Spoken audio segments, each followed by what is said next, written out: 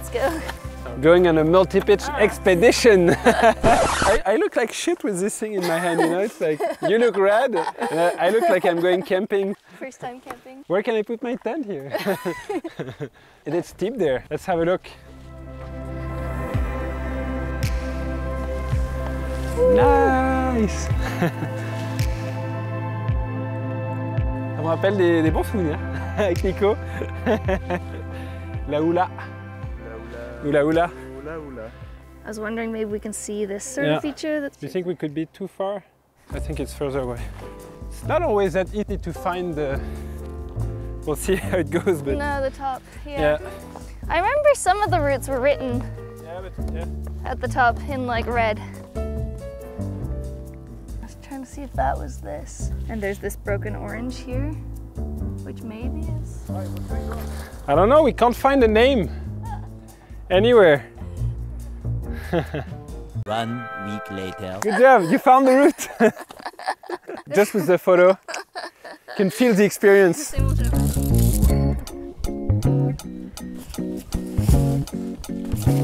The whole plan. We're going to climb part of a multi-pitch and then sleep on the cliff and then finish tomorrow.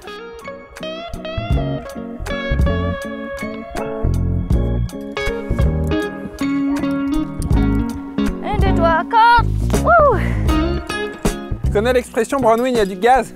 Yeah. In France, when there is exposure, we say gaz. Du gaz. Ah, j'ai la bouche pâteuse là. Tu sais, au Verdon, quand ça te refait toujours la même chose, quand tu reviens et que tu dois descendre, te jeter dans le vide. Attention les gars. You don't get used to the height. You know, you just drop in and it's where you get the most exposure. Woohoo!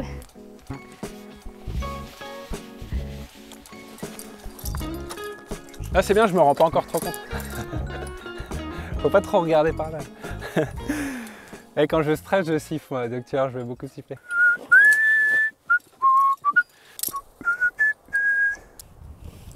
Non mais c'est confort là, j'ai Bronwyn qui m'installe tout, qui est devant. Elle va installer le portaledge. Moi je suis à l'école là. Puis tu sais que si jamais je bute dans un 6C, elle va passer devant, c'est nickel. C'est quand même confortable, c'est pas la même. Je serais là juste avec un grimpeur de niveau moyen comme moi. Je pense que j'aurais le cœur qui battrait un peu plus vite. C'est quand même incroyable hein, le Verdon. Tu marches 10 minutes, t'arrives, pouf. Tu marches 10 minutes, tu cherches 5 minutes. Une demi-heure. C'est vrai qu'il pourrait marquer un peu plus le nom des voies. Après, parfois tu cherches pendant une demi-heure et tout. Puis, au bout d'une demi-heure au relais, t'es là, ah mais attends, en fait, il y a marqué les marches du temps là. Là, je ne l'ai pas encore vu, tu vois, donc c'est vrai que ça m'aurait bien rassuré de voir marquer les marches du temps. Ah, mais là, ah bah voilà, il est là, les marches du temps, il est là, regarde. Après, il est un peu effacé. Tu vois, les marches, il y a un H là, c'est un peu effacé, hein. Oh, il faut avoir bonne imagination quand même. Ah ouais, mais non, mais les... Ouais, mais si, mais en fait, une fois que tu le sais, maintenant, c'est bon, quoi. Ah putain, je suis content, c'est bon, on est au bon endroit. C'est ce que je te disais, tu vois, c'est au bout d'un moment, t'es là, ah mais en fait, c'est là. Je vais essayer de tanker ça. Comme un pro quoi. Allez, ciao Yann.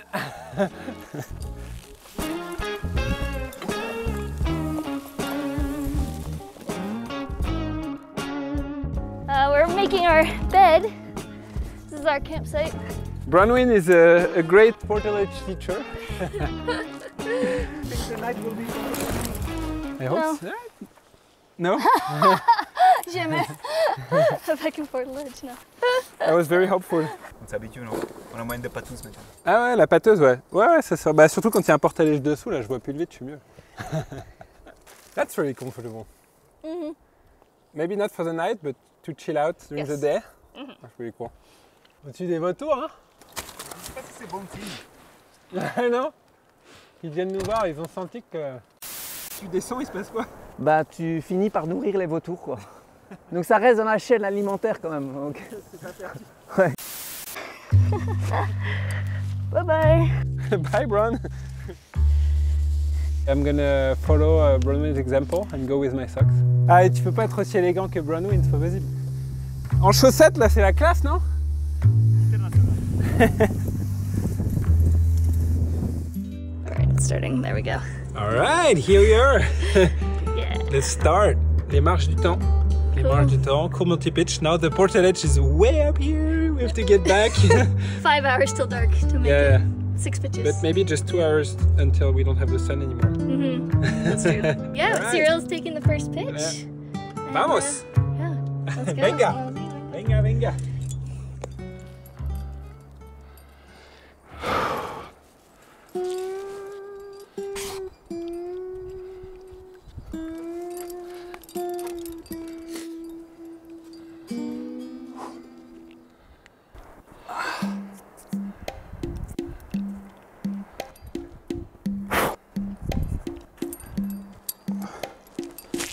Ok.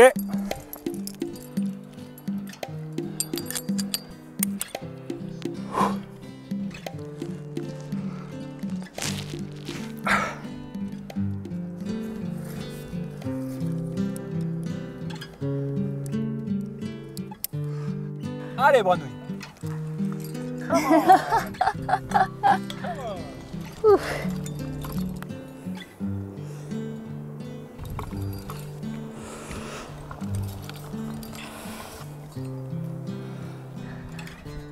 Maybe we could get a knee bar here. Oh, yep. Woohoo!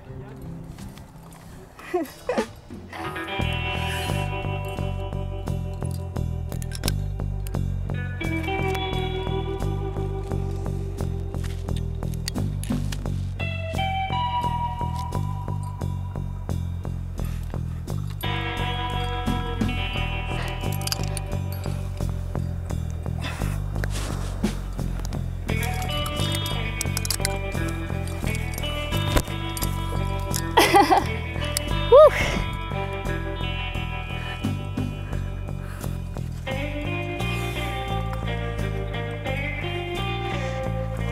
Whew.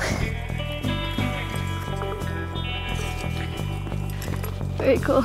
Boom! Wow, amazing pitch. Il a trop froid avec ses shorts et du coup il fait du speed climbing pour rechercher un petit peu du soleil. Allez, allez, Avec le bruit de la gourde, j'ai l'impression d'être une vache. C'est pas pour rien, tu viens de Beaufortin. allez, allez, come on. Allez, Hey! non. Yeah, that was the hard one to clip. T'es toujours content par rapport à la décision Franchement, ouais, c'est bien. Je me suis fait cueillir à froid là par ce 6C+.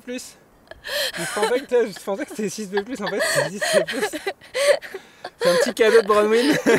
Et du coup, j'ai trouvé ça dur quoi.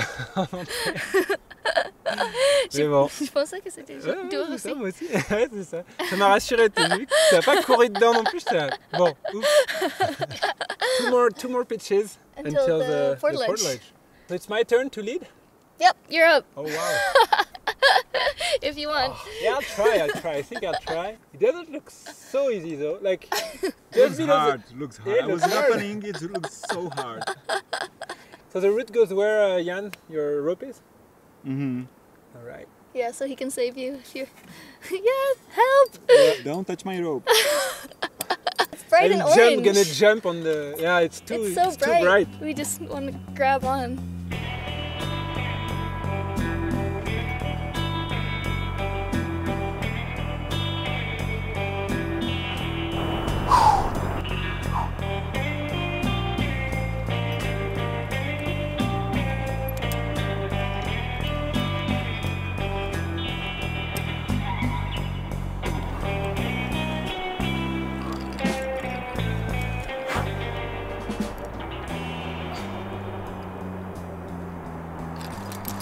Allez, allez, la bataille.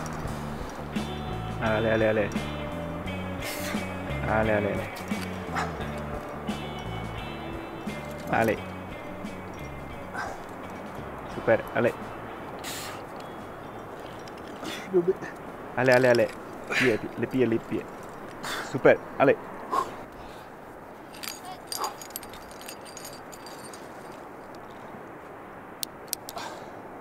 Voilà, dormir là. Non, c'est cool, hein. Franchement, c'était de la super grimpe. On s'est quand même régalé. Hein. Tu n'as pas besoin de ça de couillage après, tu vas être bien. Ah, c'est bon là. C'est Bronwyn, elle a tellement peur qu'on ait froid, elle me fait peur. Bah ouais, il y a moyen qu'il fasse moins, je pense. Ouais. Parce qu'on est pas mal même au-dessus de la palue en altitude. Ouais. J'ai trop chaud là du coup. Là. Papa, pour une fois tu fais quelque chose. Ah ouais, exactement. Et moi, je vais prendre... Tranquille, voilà. Ah. Voilà, c'est ça. Et c'est pas gagné, hein. Bah, tu peux pas te mettre à muerte quand t'as des chansons pour enfants dans la tête, ça marche pas. Moi j'ai Allez crocodile toute la journée, là c'est l'enfer. Allez crocodile, les crocodiles, sur les bords du Nil ils sont partis, n'en parlons plus. Tu la connais ça là? Allez crocodile, les crocodiles, sur les bords du Nil ils sont partis, n'en parlons plus. If we talk about your life. Okay, yeah. My name is Bronwyn Hodgins. I'm a professional climber and guide based out of Squamish, BC in Canada. If I was to choose my specialty, it would be big wall free climbing. Yeah, I'm from Canada, but I actually started climbing in England. Okay. I was on a year exchange, like a student study abroad program. And so I went to England for a year when I was 20. And that's when I kind of on a whim signed up for the rock climbing club. I'd never heard of rock climbing before, and I was like, those photos look cool. I'll meet cool friends doing that, and then signed up, and that like became my life. So yeah, that was a pretty like pivotal moment for me, yeah. I guess. Were you doing any other type of sports before that? Yeah, totally. I was really lucky growing up. My family was really like active and spent a lot of time outside. My parents met when they were river guides in their 20s, and they guided rivers together in northern Canada. And so, yeah, all the way through growing up, my siblings and I, we would be camping for family trips. We would be canoeing all summer, like long canoe trips. Like, it's hard to imagine in Europe, but like Canada has such, like, so much wilderness, and you can just paddle on a river for like multiple months and not see any communities, you know, just like going and going. So I did a lot of that growing up, like really. But like, did you do any like gymnastics or?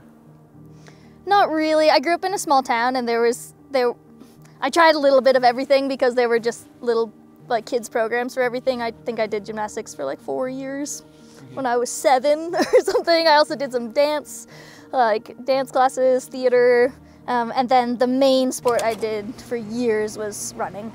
So I used to be a really competitive, like middle distance runner. And then when I found rock climbing when I was 20, actually a month before I turned 20, I was still running with the university, and the two sports overlapped for about a month. And when I realized like, running is so boring compared to climbing, like this is all I want to do, and I quit running, like completely. Wow. After years? After years, yeah. It just took like a couple weeks of climbing, and then I was like, oh, this is so much better. Like, how did you perform at first, like when you started climbing? Did you feel instantly that you were gifted? Yeah, I think I progressed really quickly. Originally, I just had no, like, very little upper body strength. Like, I had just been running, and so I noticed, like, within the first year of climbing, I had this pretty big shift where, like, my like leg muscles disappeared a little bit, and my shoulder and biceps like grew a little bit. Like, I don't even know if other people would have necessarily noticed, but like I could tell myself that like my shape of my like body changed a little bit.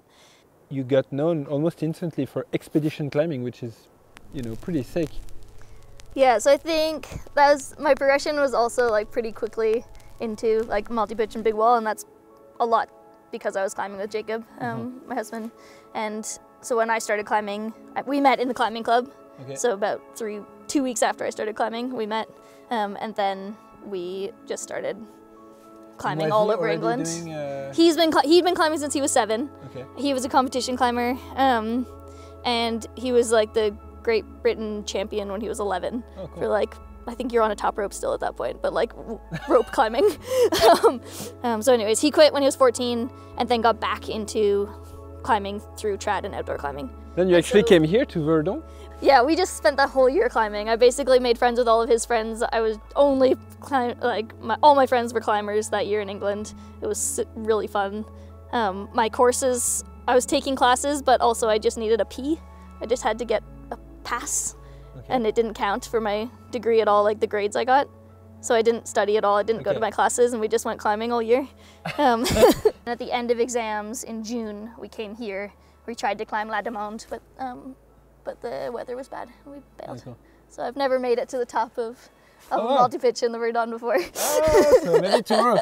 Maybe tomorrow. Yeah. That year we spent a lot of time like climbing multi-pitches around England as well. I think it was partially because he had a finger injury and I was new at climbing, and so it was like both of us could do that together. Okay. And he was kind of taking me around like all these cool adventures. And then we moved back to Canada. I was finishing my degree, and he was doing a PhD in pure mathematics. And so he just had to sit with a piece of paper and a pencil and solve problems. So he could do it anywhere. So we came to Canada, I finished my degree, and then the next day, the day after my last exam for engineering, we flew to Yosemite. And that's the month that we climbed the nose. That was like our goal that year. So I think I'd been climbing for like a year and a half. A year and a half and climbing the nose. Mm-hmm. Nice. Yep. What drew me into like big wall climbing, and then later these more like remote big wall expeditions, it like was really this perfect combination of my like canoe tripping upbringing as a very like stereotypical Canadian child, and then climbing, which was my total like obsession and passion, like with my husband or boyfriend at the time, and it was really just like bringing the two together. So I just realized that compared to other climbers I was climbing with, I just had this huge skill set of like, I already knew how to pack food and a menu and do the logistics for a 50-day wilderness trip. And then you mentioned like in La Rubia that you actually got kind of like a expedition burnout. Yeah. Can you explain what you mean by that? This thing is driving me crazy. And it feels super unhealthy.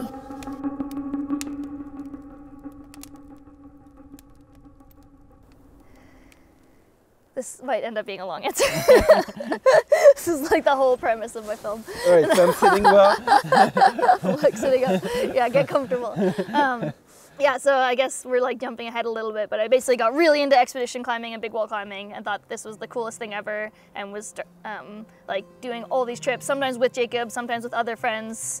And then I was also starting to get like recognized and have some sponsors who then were giving me like funds to go and do more of these trips, and I just would jump on them. And then I just had this moment where I guess it was like 2022, and I got back from this 2.5 month expedition in Greenland, which was in the Mountains on Stage film tour last year.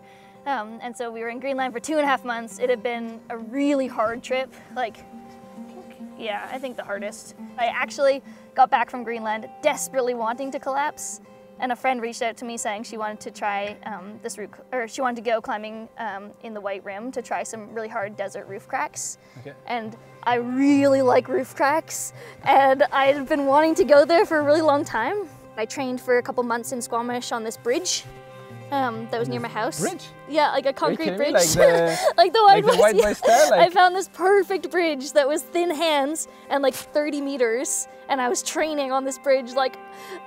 Was it high? Like, did you have to be I had a rope, or? yeah, I had to be belayed. Yeah, my rack was 19 red cams and 3 green cams. And it was there like... was cars passing by? Right over top, yeah. Jacob was making fun of me because it's like right under the Chief. So like the main cliff in Squamish, like the most beautiful multi-pitch cliff that people come from all over the world to climb. And it's like right there, and then I'm just in this like dark bridge under these like transport trucks going over top, and like It's like, and there's graffiti on all the walls, and it was kind of like, anyways. So maybe that's where you got the burnout from, actually. So then I trained from this, and then I went to go try the route, and I just kept not living up to my expectations of like just functioning in life. Like I just couldn't, like, things kept falling through. Like the film fell through because the photographer like didn't have the correct like visa documentation and filming permits, and then I didn't have this is actually a true story. The vehicle I drove down there exploded. It actually exploded. Like I was driving the vehicle and it caught on fire, and I pulled over, and within 5 minutes it was a huge flaming ball of fire. Like we ran out and actually like opened the trunk at the back and threw everything onto the side of the road and then ran away and just watched it like explode in this huge billowing like plume of smoke. It was like 20 minutes by the time the firefighters came, and it was all like just like completely destroyed. Did you end up reaching the famous crack? Or? So I got to the crack and spent like a couple weeks trying to find cars or rides. It's like 4x4 access only, 3-hour drive into the desert. I don't know, I spent a while, and then my friend Lindsay, who was in Spain with me on La Rubia, and she was like, oh hell yeah, I'll drive out there with you. Oh, so you actually sent? I don't know, this was completely crazy. I had only 6 days to do it, and then we were leaving. And then I had a huge crash, and I was like sick for the rest of that year. I was just like sick so many times, and then I was also like, had no motivation to do anything. And then even just like easy decisions around like doing menial tasks like sparked these huge like stress responses. Like I just couldn't, the tiniest little bit of stress, I would cry. Yeah, that's when I came to Spain, signed up for a Spanish intensive course in Granada. And so I wasn't climbing very much. I actually was. But actually, like when you went to Spain, did you already have in mind to climb La Rubia? No, not at all. It was like I need to put climbing to the at the back a little bit right now, or at least like not have any expectations on myself, from myself or from other people, and just like go to Spain with other priorities. And my priority was like, it sounds so silly, but like learn how to chill out and like have a nice time without just like crushing myself trying to like perform.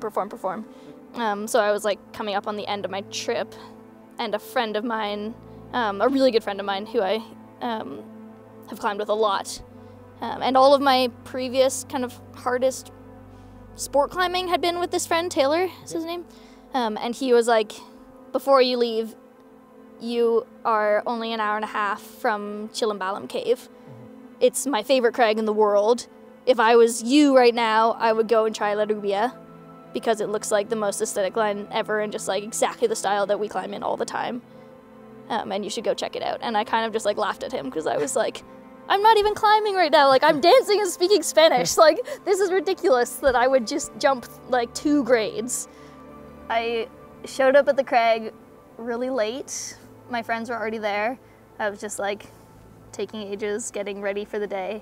Got my like backpack on, started hiking up the hill, and then like realized I'd forgot my chalk bag in the car. So I like put my bag down, ran back down to the car to get my chalk bag, and then got to the car and then realized that my keys were in the bag that was already halfway up the hill. And so then I like ran back up the hill and then got my keys from the bag, and then ran back down to the car and then got my chalk bag, and then ran back up to my bag again, and then finished like the rest of the walk to the crag, and then opened my bag and had 1 climbing shoe. Oh no. And this is the story, like I still was just baseline level of like a bit stressed. Yeah, so I went on La Rubia, or tried it, and I tried to get up the beginning bit, and then started sitting on the bolts, and then kept falling between, like falling, couldn't get up, and tagged the stick clip, and then started stick clipping up the bolts, and just like skipping all the hard bits, and then the bolts got too far apart halfway up, and I couldn't reach and then I just gave up, and it was like 2 hours. So that was my first try of the first time I tried La Rubia. It was so bad. Oh gosh. How did you improve so much in 1 year after already like, you know, more than 10 years of climbing? Because you probably already were training pretty hard before. Not like in a consistent fashion, because I would have all these big trips and I would just kind of climb to train, but I really hadn't done any, no, I'd never followed a training program. I'd never trained, like, really consistently. So what does it look like? Yeah, I just like trained a lot of days on the board, like on a kilter board or a tension board, like a huge amount of board training, weightlifting. But it's really specific, it's super targeted, and I think that if you only climbed on the board, then like you would miss out on so many opportunities for like problem solving and like just different like technique based learning. Yeah. And the board is like, it's very simple, like the movements are very simple.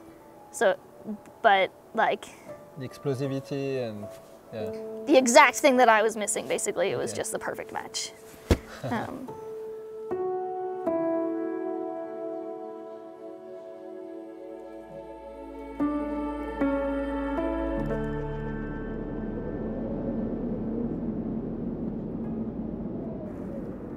Et voilà le café, quoi. Faites attention, ligne de vida. Ouais. On dit plutôt une vache. Mais attends, en anglais, on dit comment? On dit. Vraiment, PAS. C'est Ah ouais? Boring. Ouais, c'est boring. Like Vache, c'est mieux. personal attachment system. Oh wow. You have nothing. Non. Franchement, vache, c'est mieux que. Ouais. Ah, je sais pas. Dans le kayak, on a le pig's tail Ah, pig's tail, ah oui. pour le Ah ouais, d'accord, rescue. ok. Ouais. Ah ouais, ça c'est similaire. plus sympa. Ça. Ouais. T'es vaché. Maybe it's because you're attached like a cow. It's like a cow to what? I don't know, like. What is a cow attached to? Yeah. Yeah, I don't know. No moon, so very dark, only Yeah. stars. 5-star camping spot. Million Yeah, star. A million stars. I put the meal in the garbage by accident. And my spoon is also in the garbage? Or? Slapping sexy. Slab is sexy. Yes, it's perfect for the Verdun. Yeah. Whoa, just normal clothes.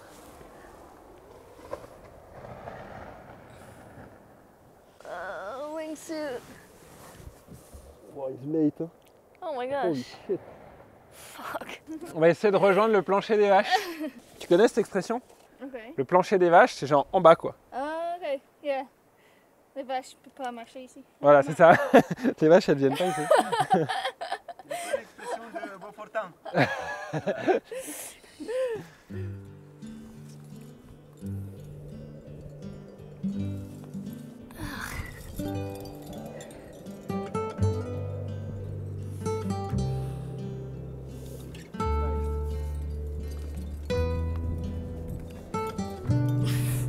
Ugh. Crooks.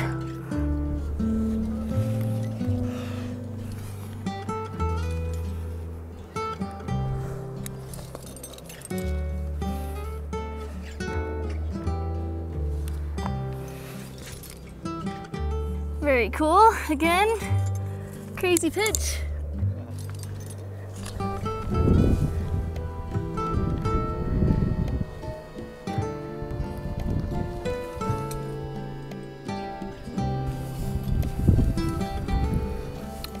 Ooh, yeah, cool. Super pretty.